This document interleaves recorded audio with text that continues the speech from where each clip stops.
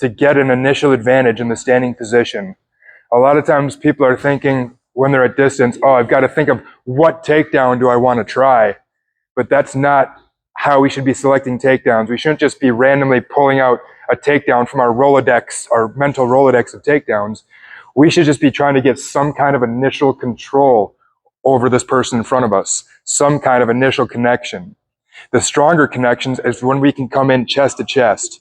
And it's better to be the person underneath because then you have access to the hips, you have access to the shoulder from underneath, you have access to the leg.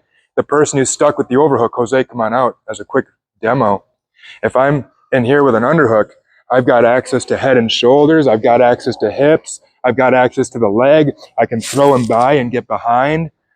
But if I'm the player with the overhook, I can't get to the leg, I can't get to the hips. The only thing I can really try to do is try to grab the head, but now Jose slips his head and he's behind me. So if we're stuck with the overhook, really what you should do, I think, is lock in this overhook here, this whizzer. Now there are things that we can do with the whizzer, there are takedowns we can hit with the overhook, but I think my options are a lot more limited and he's got more control. It's better to be the player with the underhook. And front headlock, anytime we can stuff our partner's head down and cover it, always a good thing. So I often play underhooks and front headlock off of each other. Now, thinking back to your round, when you were trying to get your own underhooks or front headlocks, did you run into any problems that you were able to take note of or remember, or anything that stuck out in your mind that you want to bring to my attention? Show me what's happening with your partner. You were working with Andrew, right? Andrew, can you come on up so I can get a visual? Come on in, guys, to the middle. Andres, what was happening? I mean, just he would have grips on me, I'd have grips on him, and then I'd get here a little bit, and then yes. just kind of. So as soon as we get into an underhook, do that again for me, Andres. I never got too deep in one, maybe like here. Yep. Okay. So now that's going to be your problem, is you're not getting in deep enough. When we get underhooks, we need to close the distance.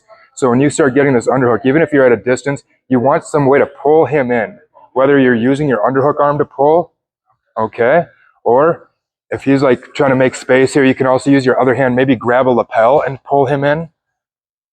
But if we don't close that distance, he's always going to have space to repummel. If I were to get an underhook on Andrew here, but I'm not pulled in chest to chest, he can easily pummel that hand in. So when I care actually more about tightness to the shoulder here. If I can get up here and I can keep my head and I pull in, and now when Andrew goes to pummel that arm back in, you can move around a little more, that's fine. It's really hard for him to get space, and I can use that to get to better positions. So once we get that underhook, there should be a pulling element as well as a pushing element. I'm walking my body into him to keep driving my underhook deeper while simultaneously trying to pull him in, either with my underhook hand. Come on up again, Andrew. When I get this underhook, I'm walking in, but I'm also cupping either the near shoulder or far shoulder, and I'm pulling almost like I'm trying to connect my hand and my head together. So when he goes to back away, it's tough. If I am, let's say, down here and he goes to back away here, he can make all sorts of space. Even if I'm up high, but I'm just not pulling enough, he goes to back away here, he gets all that space. So when I get this locked in, I want to be pulling my head into him. So when he goes to run away from me, it's very tough. And now I've got access to make better connections. For the next game, Andrew, I'll just start with you again since I'm using you. But I'll go ahead and let you guys start with an underhook. I'm going to recommend a hand either on the near shoulder or the far shoulder. I'm going to recommend your head here on their jaw or on their shoulder line.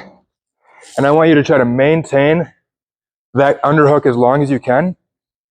And try to get the locked hands around your partner, either locked hands around the head and shoulders, locked hands around the hips, or you can lock your hands around a leg and pick it up. Or you can work with unlocked hands on the leg too. Picking it up like this would be just fine. But see if you can turn that underhook into either locked hands around the shoulders or hips or into a single leg. Defender, I want you to try to prevent your partner from locking hands around you. I want you to try to keep your partner off your leg. And I want you to try to either clear that underhook so you can separate, or use your overhook to get heavy on them and cover their head and score your own front headlock. We'll play back and forth with this game. You guys can call me over if you need help. Any questions? Partner up.